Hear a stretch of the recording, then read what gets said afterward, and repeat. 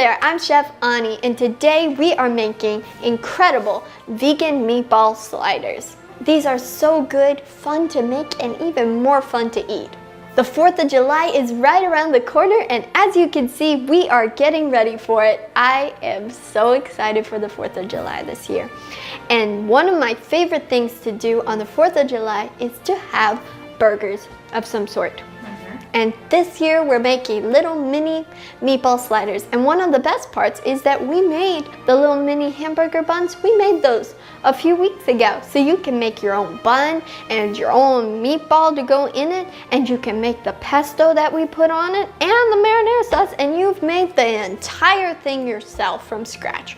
Or you can buy little bits and pieces so you don't have to do quite as much. You can do whatever you want. Do what makes you happy. You be you. Anyway, I will put all the links to those recipes down below, but I am seriously so excited. I think we should just jump right into this video. So enough talking, let's get cooking.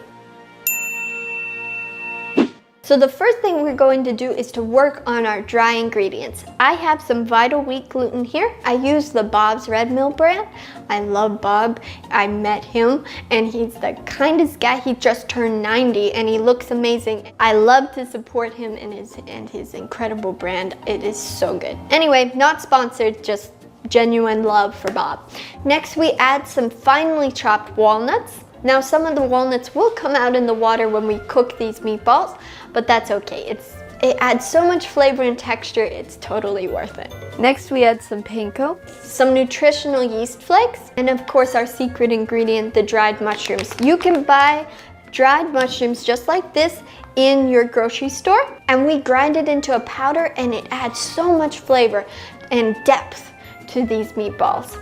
A little flour, a little bit of sage, and finally some dried basil because we are making these kind of have an Italian flair to them. Some cayenne pepper, not enough to make these super spicy, but enough to add some flavor.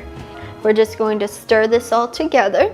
Moving on to our wet mixture. So in a food processor, we're going to add some chopped onion, some tofu, Braggs Liquid Aminos, and again, if you don't like Braggs, you can use soy sauce, garlic, some olive oil, water. Now we're going to blend this till smooth. Now that our wet mixture is nicely blended, we are going to add it to our dry mixture. Stir it until it gets into kind of where it's a little hard to work with, and then we're going to use clean hands to get in there and to knead it a little bit. Now we are going to let our dough rest while we work on our broth. So in this pot I have water, and I'm going to simply add some Braggs Liquid Aminos. While we wait for that to come to a boil, we are going to make our meatballs. So I just take a spoon and I get a good amount. You roll it into a nice meatball shape. You just keep on doing that with the rest of the dough. Now that we have our meatballs, I like to take one meatball and to put it in the broth and just let it cook for a few minutes just to see how it's going to react. Now that we've done one meatball for a while and it's held together and it looks really good, we are going to add the rest of the meatballs. And we're going to gently boil them for about an hour. So as soon as your meatballs are done cooking, they can be a little loose in texture, but once you let them cool, they turn into a very good texture. So just let them cool and sit in the broth. Now for sliders, I like to take the meatballs once they've cooled and just brown them in a pan with a little bit of oil and Braggs Liquid Aminos. And this creates a beautiful brown coating on these meatballs, and then you can put them in the fresh hamburger buns with some pesto and some marinara sauce or whatever you want to, your favorite toppings, and then it will be fantastic. But of course right now I'm just way too excited to do that. I'm going to eat this meatball just as it is, and then later I will make it into a slider.